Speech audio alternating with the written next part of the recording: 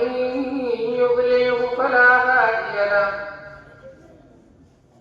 ونشهد أن لا إله إلا الله وحده لا شريك له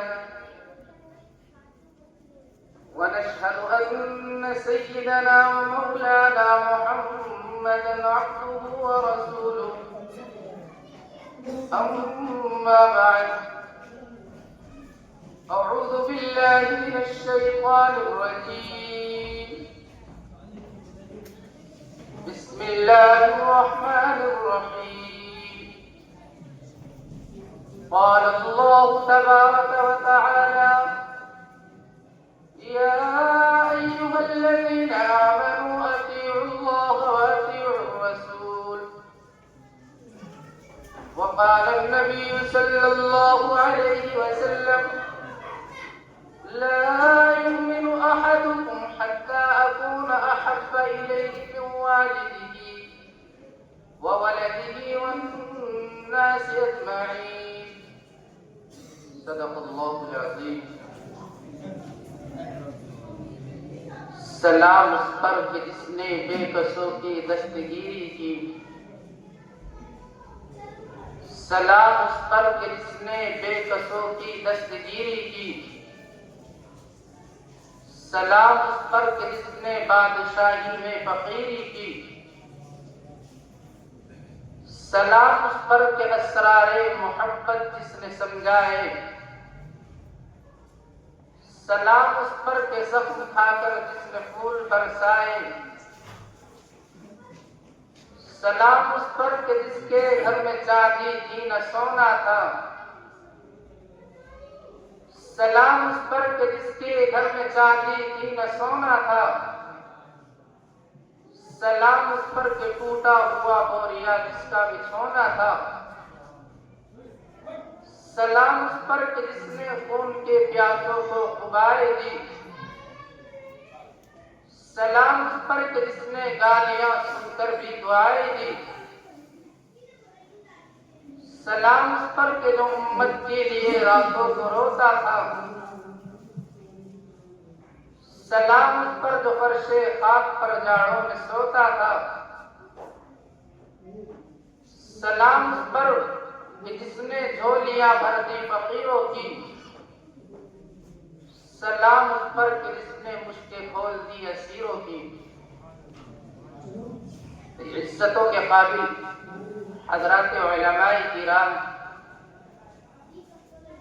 اور میرے غیور نوجوان مسلمان بھائیوں اور بزرگوں اور پیارے پیارے بچوں اور پردے کے پیچھے بیٹھے میری مائیں اور بہنوں، اللہ تبارک و تعالیٰ کا بےحد احسان ہے کہ اللہ نے ہمیں یہاں دین کی مجلس میں تھوڑی دیر بیٹھ کر دین کی باتیں سننے کی توفیق عطا فرمائی.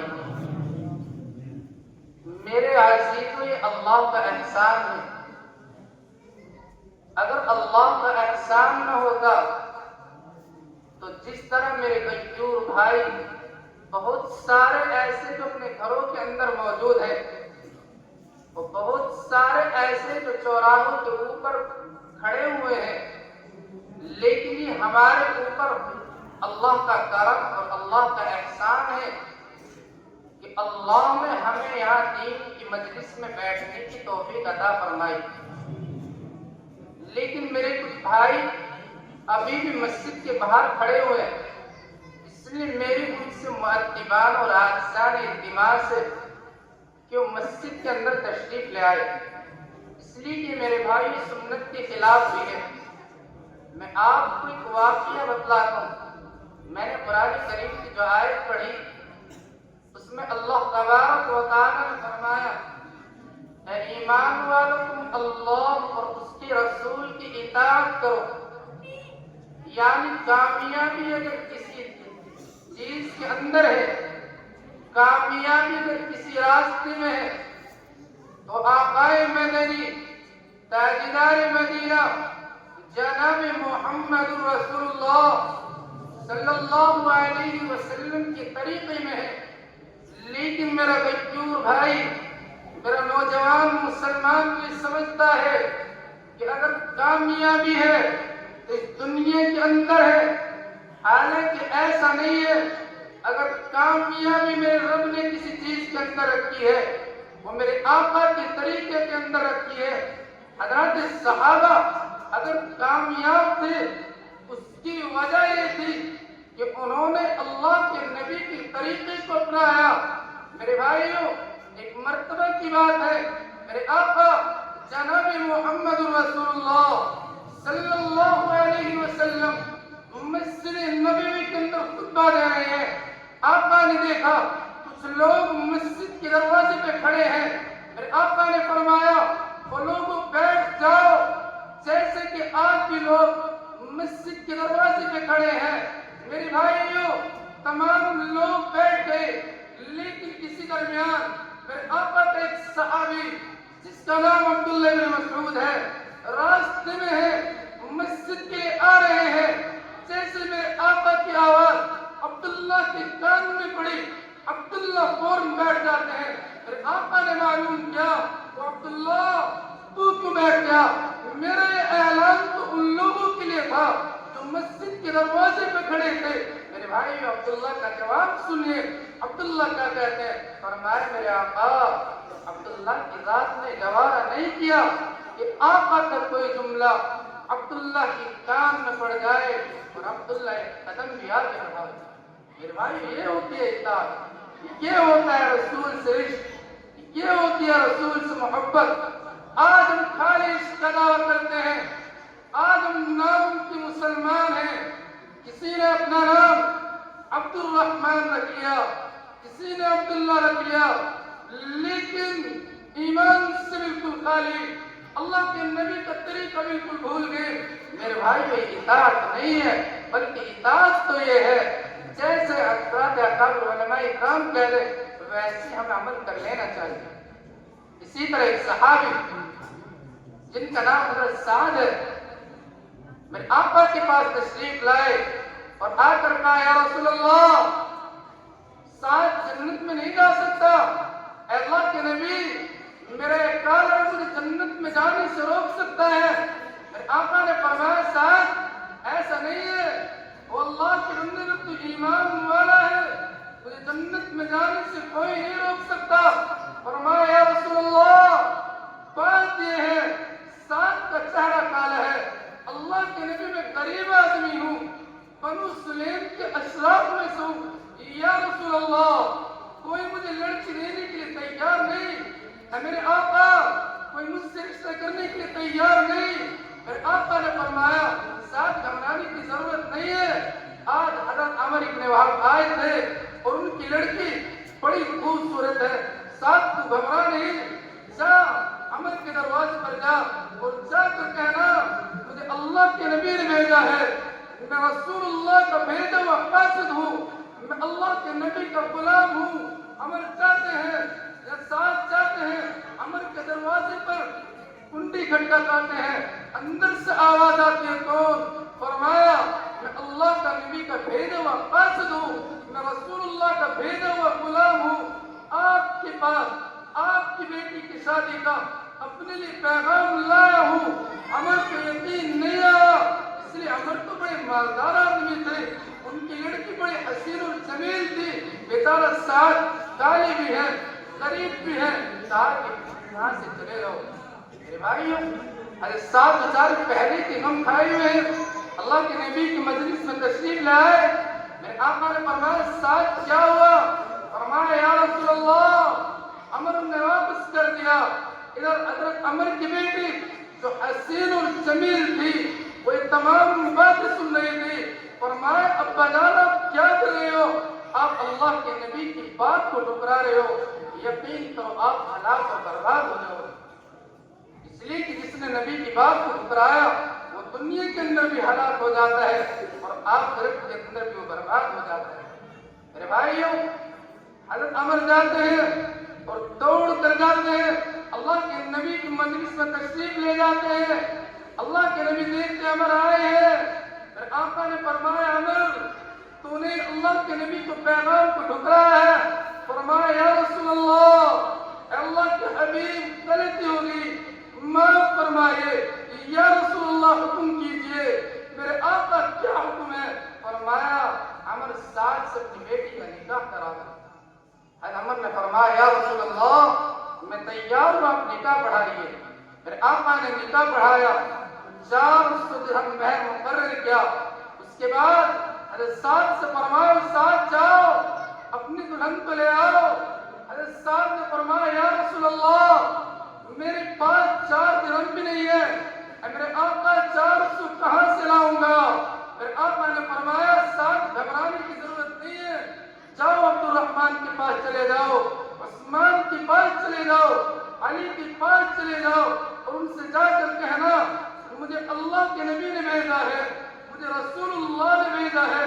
چنانچہ حضرت سعد ان تینوں صحابہ کے پاس جاتے ہیں، حضرات صحابہ خوش ہو کر 200 سے کچھ زائد درہم دیتے ہیں۔ حدیث میں یہاں تک آتا ہے کہ حضرت سعد کے پاس تقریباً 1000 درہم ہو گئے۔ میرے بھائیو غور سے سننے کی بات ہے، حضرت سعد بڑے خوش ہیں۔ خوش اس لیے کہ ایک خوبصورت لڑکی سے شادی جو کرنے والے ہیں، مکے کے چودھری سے یہ لڑکی جو آپ کی نکاح میں آنے والی ہے۔ میرے بھائیو حضرت سعد بازار جاتے ہیں اور جیسے ہی بازار کے اندر قدم رکھتے ہیں فوراً ایک اللہ کا منادی آواز دیتا ہے، وہ اللہ کے سوارو اللہ کے راستے میں نکلو۔ جیسے ہی سعد کے کان میں یہ آواز پڑتی ہے سعد فوراً وہی رک جاتے ہیں، یہ تمام کے تمام کام وہی روک دیتے ہیں۔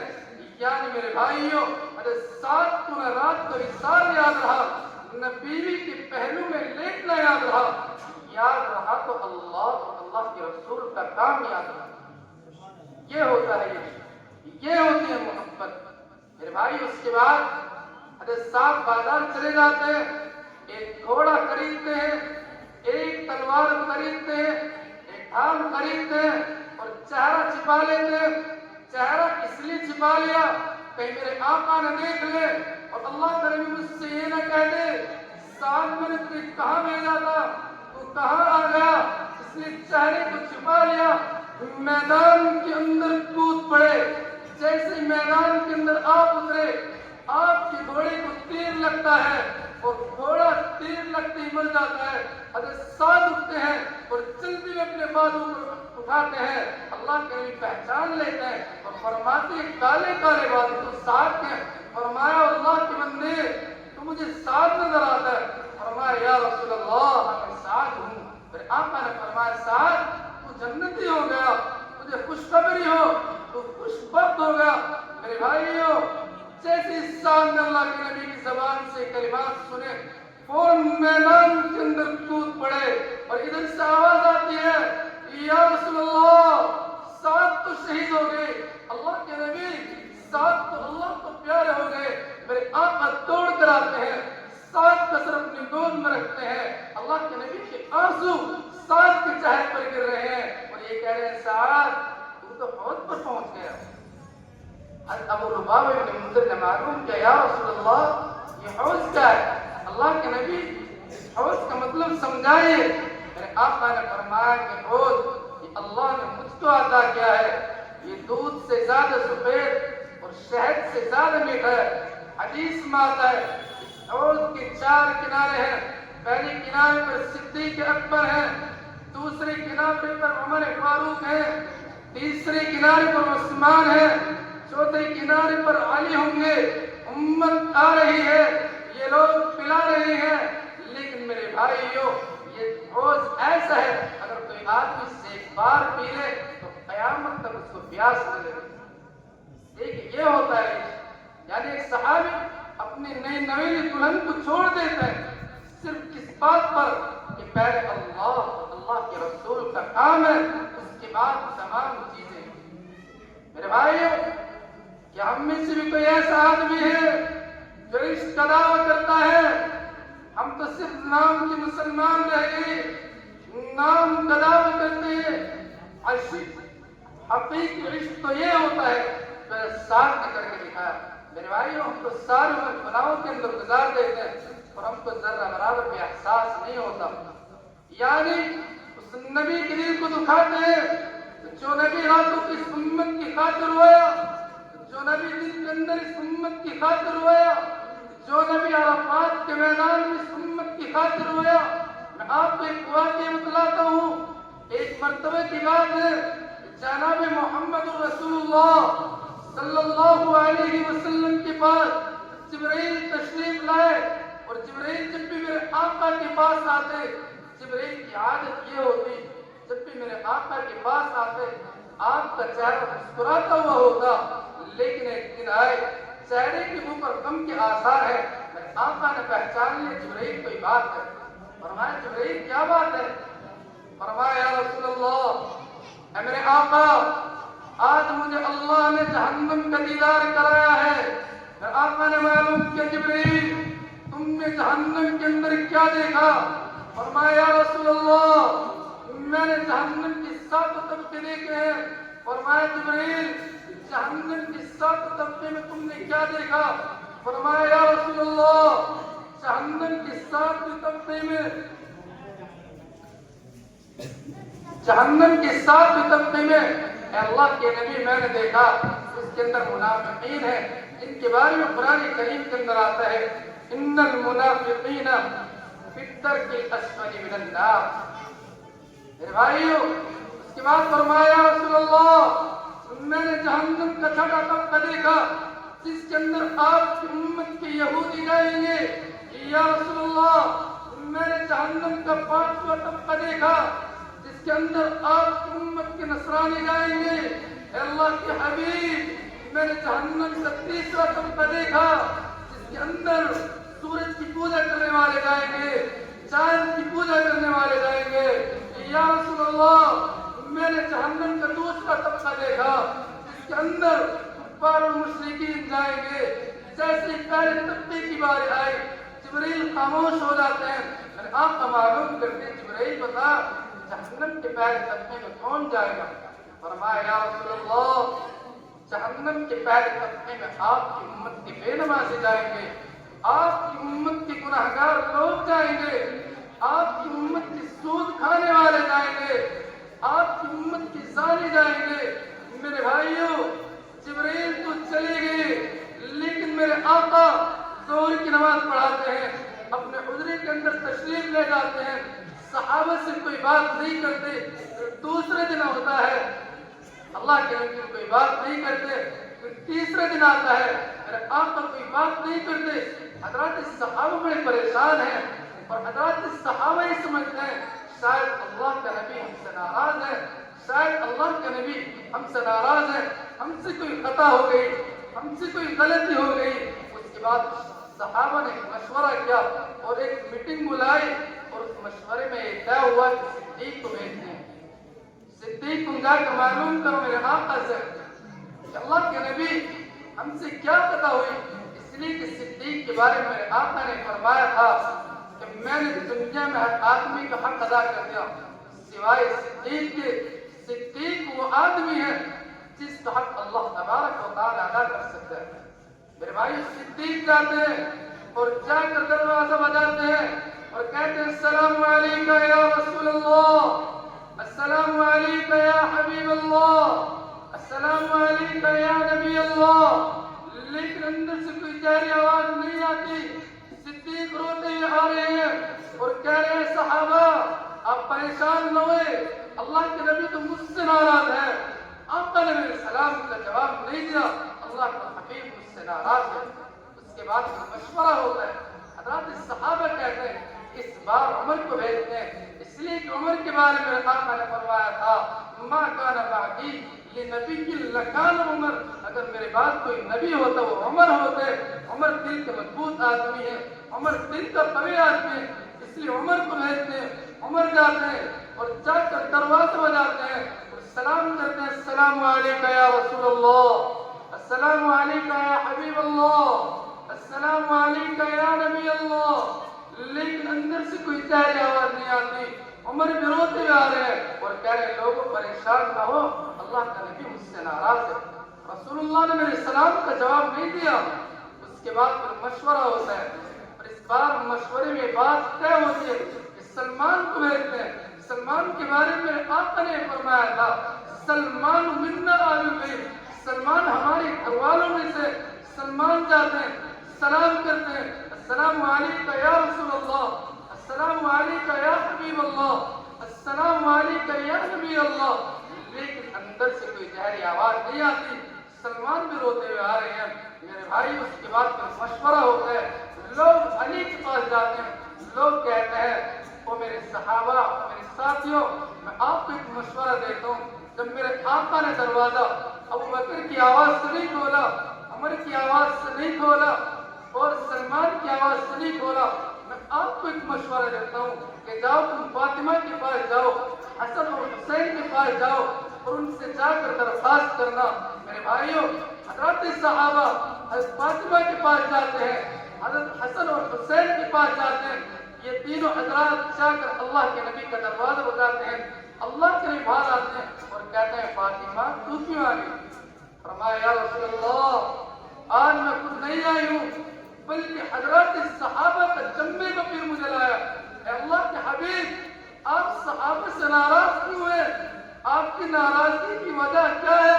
मेरे आका ने फरमाया, ऐ मेरी बेटी, मैं सहाबा से नाराज नहीं हूँ, बल्कि जिब्रील आए थे और उन्होंने आकर बतलाया, ऐ अल्लाह के हबीब, जहन्नम के बिल्कुल ऊपर वाले तबके में, पहले तबके में आपकी उम्मत की गुनाहगार लोग जाएंगे। इसलिए मेरी बेटी, मैंने अपने दिल के अंदर ये आयत कर लिया था, मैं उस वक्त तक अपना सर सजदे से नहीं उठाऊंगा जब तक अल्लाह मुझे कोई खुशखबरी न सुना दे।